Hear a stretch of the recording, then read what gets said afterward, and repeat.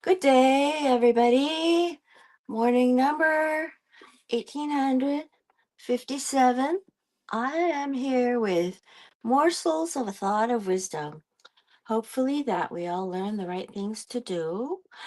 And learning the right thing to do is a form of wisdom. And when we have the wisdom, we can commit and do the action. And when we do the action, that kind of wisdom, that kind of action is virtue.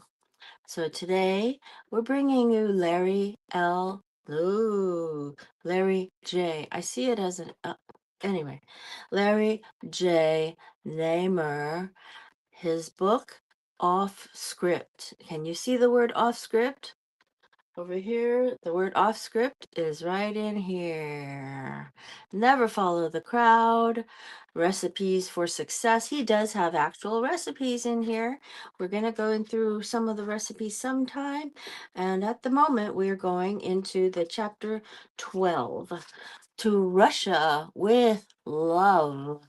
We started it last week and we are going to read it from here again. While E was a challenge to fund and launch, it became a huge success and was the birthplace for some long-time shows like Talk Soup, Howard Stern, Eat, Hollywood True Stories, Wild on E, and Fashion Police with Joan Rivers. Now, E is spelled E, exclamation point, E, exclamation point. Can you see that? Um, anyway, people loved having a window into the world of the stars, and our platform gave them access to their idols and allowed them to see the lives of celebrities from the outside in. We enjoyed our success, which sparked interested buyers. Eventually, Alan and I sold our stake in E, though I remained on the board of directors. I was contemplating my next move when a lawyer friend called and said he had some clients involved in merchant banking. Totally intrigued with the thought of going to the Soviet Union, I quickly agreed. Now, at the time, I didn't know a lot about Russia, but I remember in public school PS 188 in Brooklyn that we frequently had air raid drills and had to get under our desks in the event that the Soviets bombed us. I'm reading the first and last sentences of the paragraphs that we've already reached. It started with Khrushchev pounding his shoe on the podium of the UN and then was taken on by his successor, Leonid Brezhnev. Now, I'm going to insert a few comments here because it turned out that in the news, somebody noticed that when they were leaving, somebody was carrying a shoe, which meant that he had taken his shoe off. No, he had actually brought an extra shoe to prepare to do that. So there was that. And another thing is, I had a coworker whose daughter said they used to live down the street from Brezhnev. Isn't that interesting? When they were living in Moscow. Anyway, back to the book. Larry Namer says, I went to Moscow and then on to St. Petersburg with them, where I met a Russian general who was seeing the future and had dreams of starting a film company. We passed on that deal, but I met Anatoly Sobchak, Sobchak, the mayor of St. Petersburg, who convinced me that the move to rid the country of communists was inevitable and Russia would join the world as a democracy. I have to say that the whole thing was surreal, much like I was living within a piece of history. As a matter of fact, there is one saying that I heard over and over that stuck with me. Quote, America is what we would have been if it wasn't for the effing communists. End quote. F apostrophe N. Now, when I went to Russia, it was still the Soviet Union, and the state-run machines were in full force, although you could sense that their time was soon to expire. If they had to, they would Oh, the people were wonderful, and even with food shortages and other hardships, they would invite people into their home and make them tea. If they had to, they would empty the refrigerator in order to be a good host. I ultimately decided to partner with the merchant bankers, and we started a new company called ComSpan Communications, just like it sounds, whose whole whose whose sole mission was to build business in Russia. Tom and his partner Lou mainly handled the merchant banking stuff, while I handled my areas of expertise, media, and entertainment. After Lou left the company, Tom and I shared all the responsibilities along with David Lafaille, Lafaille, the lawyer who approached me about going there, who came in as counsel to the new company. Counsel, Counsel.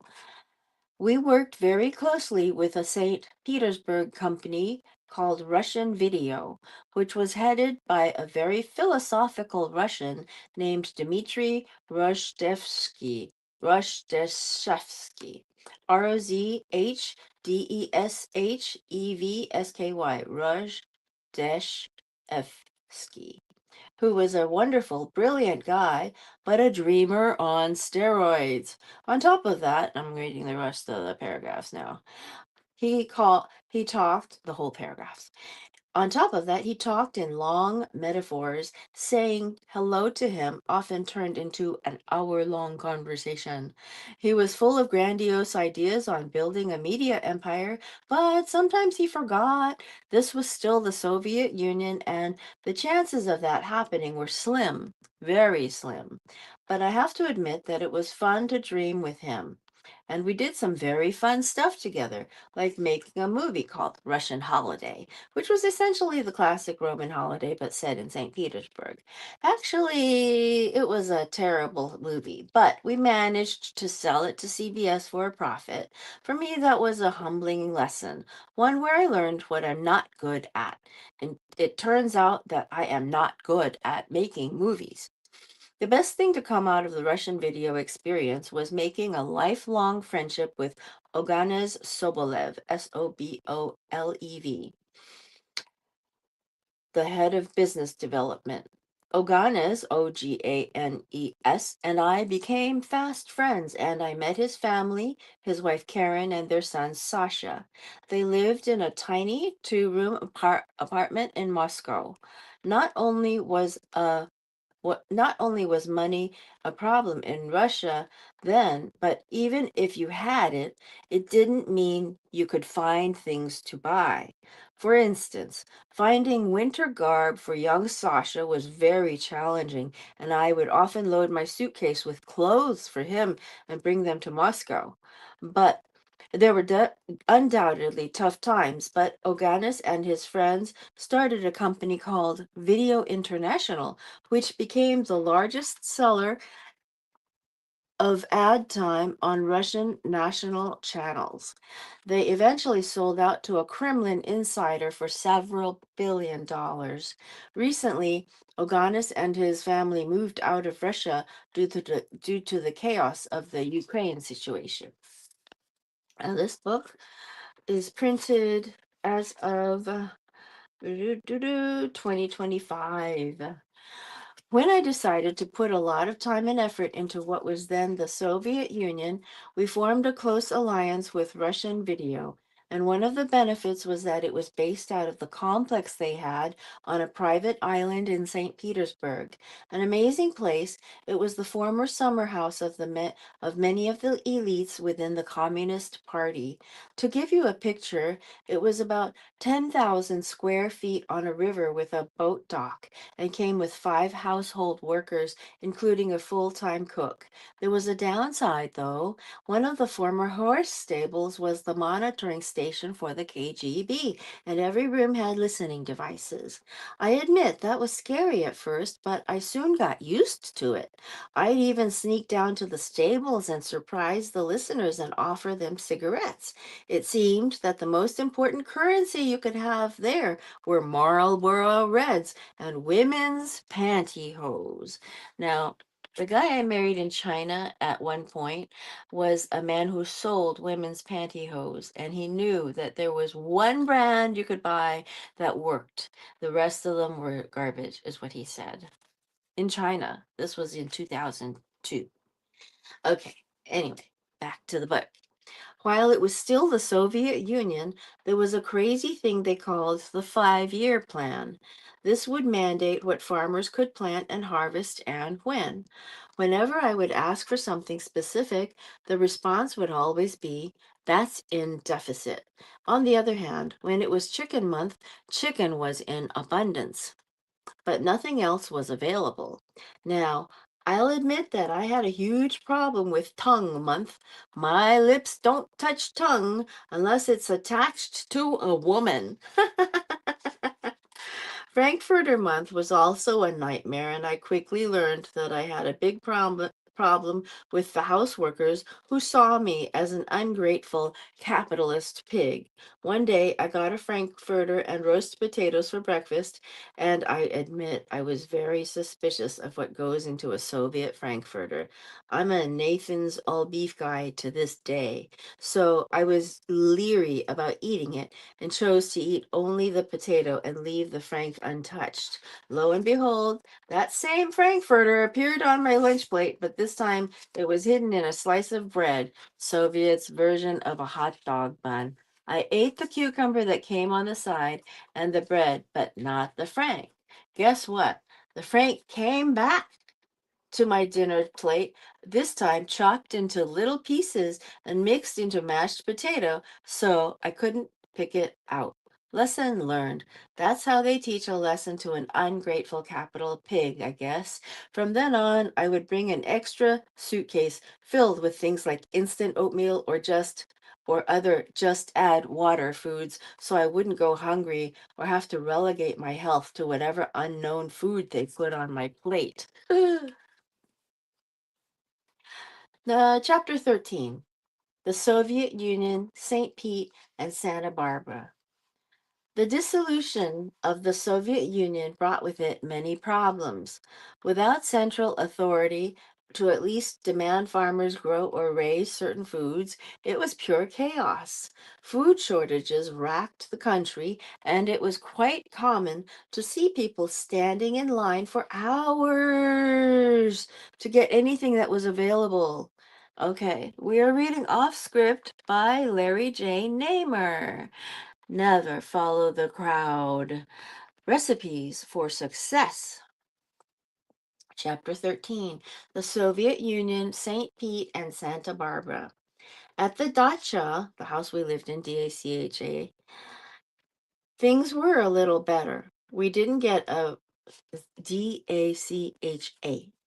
Things were a little better. We didn't get a wide variety of food, but they made sure we did get something to eat 3 times a day. Things changed when I brought a hit TV show to China and made friends with all the politicians, as well as the big mafia guys who seemed to have access to lots of the stuff that was supposedly in deficit. The woman who had the house was a holdover from the glory days of the Communist Party rule. She was used to the top of the party elite staying there and was clearly not very happy about having to host this capitalist pig. There were times when we'd throw parties there, and believe me, she would go nuts. At one party, we brought back a bunch of the local girls for some drinking and dancing. There was one room that had a billiard table, and one of the girls thought it would be funny to dance on Brezhnev's billiard table. We got reported to the local party officials, who asked Radishevsky to please, with a great deal of emphasis, ask us to behave. That's when we realized that this was going to become one of the greatest party cities on the planet, joining Prague and Budapest eventually, though. Moscow eclipsed St. Petersburg as the best party city. Now I'm thinking Chinese. How did she get to? Okay. It wasn't all parties, though. We lived through fundraise. Well, excuse me. This is off script by Larry J. Namer. He's the guy who invented, co-founded E Entertainment. E capital key E exclamation part enter E exclamation mark entertainment. Off script. The recipes for success. Never follow the crowd. Okay. So it wasn't all parties, though. We lived through tumultuous times there. Oh, excuse me, tumultuous times there when Gorbachev was in charge and then got run off and replaced by Yeltsin, Yeltsin. Tom was there when the shit hit the fan and there was a coup. At the time, he was in the Ukraine hotel in Moscow where he had a great view as everything unfolded. The tanks rolled through the streets of Moscow, and it was then that the famous photo of Yeltsin standing in front of the military tanks was taken. The genie was out of the bottle, and the Communist Party rule was dismantled. Following very closely on its heels was the fall of the entire Soviet Empire as each part of the Soviet Union declared their independence from Moscow rule. The biggest issue was that with the fall of the central government, it was the folks with the smallest voices who got screwed the most, particularly the children and the elderly. But in the case of me and Tom, the business opportunities were never more apparent. The mayor of St. Petersburg, Mr. Sobchak, was a reformer, and he not only wanted to improve the lives of the folks in his city, but he also believed in democratic ideals. In addition, he made it clear that he wanted to maintain St. Petersburg history as a cultural center of the Eastern Bloc. That's when we saw our window of opportunity and started to really delve into bringing Western culture to the country. It started with some small film festivals featuring films from around the world and eventually grew to be a full-fledged effort on our side. The biggest thing we did around the year 1991 was to bring the American soap opera to Russia and the republics via the national TV network that was still operating throughout because we were boots on the ground. We were because we were boots on the ground, we were very much in touch with the Russian people and not just the politicians. As a result, we had a better feel for what could be popular. For example, while most American companies thought that high profile shows like Dallas would be big hits, we had a different take. By talking to everyday people, we became aware of an odd, for us, take on the Dallas storyline. Why would two brothers fight over money? Was what we were hearing. Coming out of 72 years of communism, the Russians couldn't understand family feuds over things like money. On the other hand, the place was falling apart and life was very hard. People wanted to go home after a hard day and forget their problems. Vodka was one way, but soap operas were another. Knowing that, we made a deal to bring the show Santa Barbara to Russia.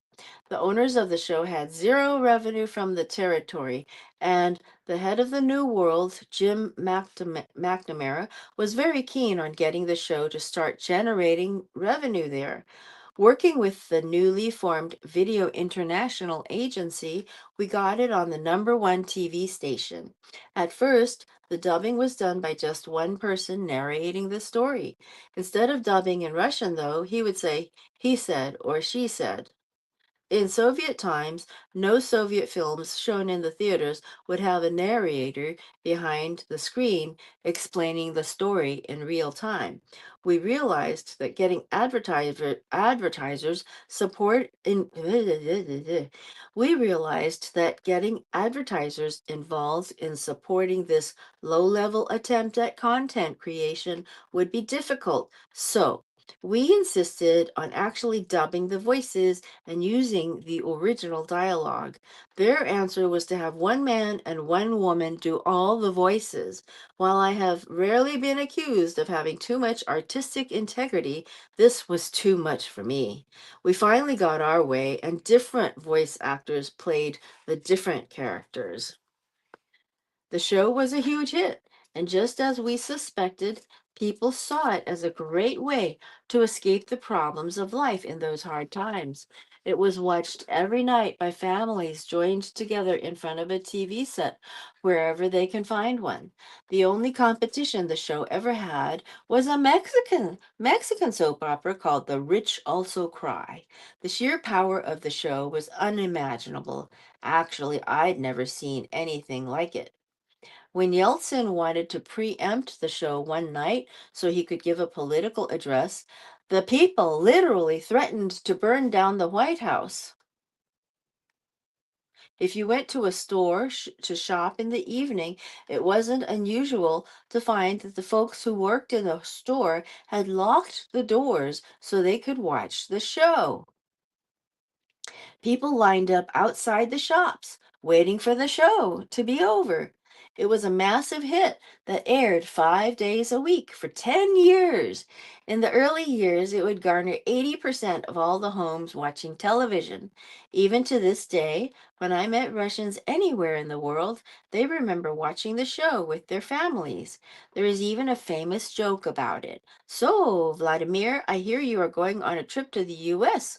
Where will you visit? And Vladimir replies, I'm going to New York, Las Vegas, and Santa Barbara. Santa Barbara, why? Vladimir replies, well, I already know everybody there. Television sets in the Soviet era were dangerous, not just because of the party propaganda, but also because they had a tendency to explode. In the 90s, Russia would experience 50 or so deaths by television each year. The power of the show went well beyond that. With the fall of central government and police governance came the rise of what was known as sportmeni, Sportmeni, the S is capitalized, which was the early version of the organized crime families that came to being. They were strong and tough, and they could fight.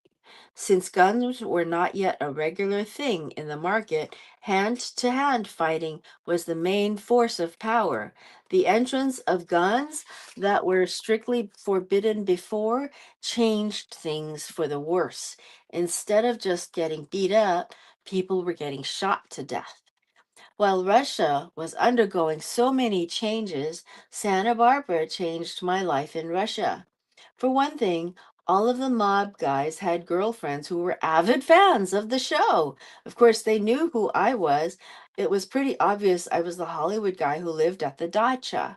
I could be sitting in a restaurant when one would walk up to me and ask me to tell me what happens to Mason in next week's episodes so I can impress my girlfriend or wife. When I would first say I can't divulge that kind of information, they would make me an offer I couldn't refuse. Not in Godfather terms, like, if you tell me we know where to get fresh tomatoes and we will bring them to you. I told, and every week a delivery of fresh produce would miraculously show up at the dacha. Then there was the time that I thought I would have a heart attack. The main guys who ran St. Petersburg and beyond knew me, and I knew them. You could say that we had a friendly relationship of sorts. I was not seen as the American carpetbagger who came to Russia to make a quick buck. Rather, I was seen as someone who had an interest in helping the people of the city I came to love, and they didn't believe that profit was my only motive. That's a very nice touch to his impressions he's got there. Okay, so I will talk to you again later with this book next week. And catch me on Instagram and on YouTube. Look for my YouTube. It is on my Facebook address. It is youtube.com/ Ying Orange 99. And come look for me on Instagram. I'm Ying M Yang with the underscore between the letters, between the words. Okay? Old Kinderhick.